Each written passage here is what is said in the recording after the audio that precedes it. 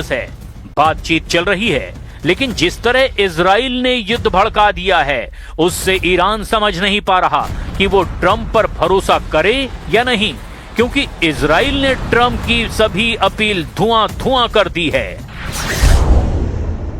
Israel defence force ने Beirut पर भयानक हमला करके हिजबुल्लाह के रादवान स्पेशल फोर्स के कमांडर अहमद गाली बलूद का सफाया कर दिया है।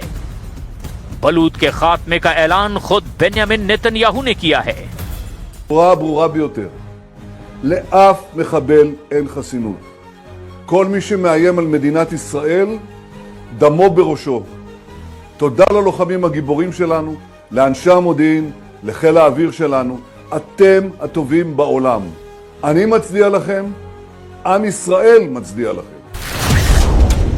इजराइल ने जानकारी दी है कि नासिर यूनिट के खुफिया विभाग के सरगना मोहम्मद अली बजी और हिजबुल्लाह के हवाई निगरानी कमांडर हुसैन हसन रोमानी को भी मार गिराया गया है। गाजा पर भीषण हमला करके इजराइल ने हमास चीफ खलील अल हया के बेटे अज़ाम खलील अल हया को मार डाला है। मतलब ये कि इजराइल सभी फ्रंट एक्टिव कर चुका है।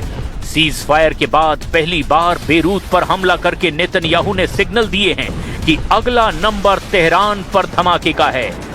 ईरान ने भी पूरी तैयारी के साथ इजराइल से हिसाब बराबर करने की धमकी दी है।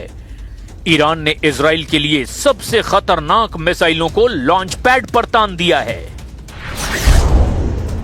इसमें सबसे खतरनाक फत्ता-1 और खैबर शिकन मिसाइल शामिल है।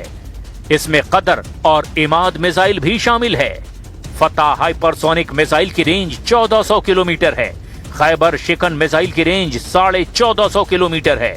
कदर मिसाइल की रेंज 2000 किलोमीटर तक है और इमाद की रेंज 1700 किलोमीटर है। ये सभी मिसाइल इजराइल के खिलाफ ऑपरेशन में दागी जा सकती हैं। तेल अवीव से लेकर हाइफा और अशदोद से लेकर बीरशिबा और शेफाल जैसे छोटे शहरों को इन्हीं मिसाइलों से ईरान पहले दहला चुका है।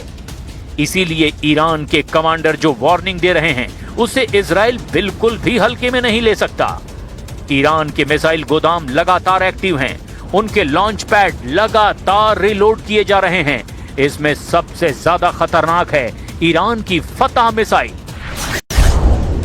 फतह की खासियत है कि ये तेज रफ्तार के साथ अपनी दिशा बदलती है, यानी एक ट्रेजेक्ट्री में हमला नहीं करती।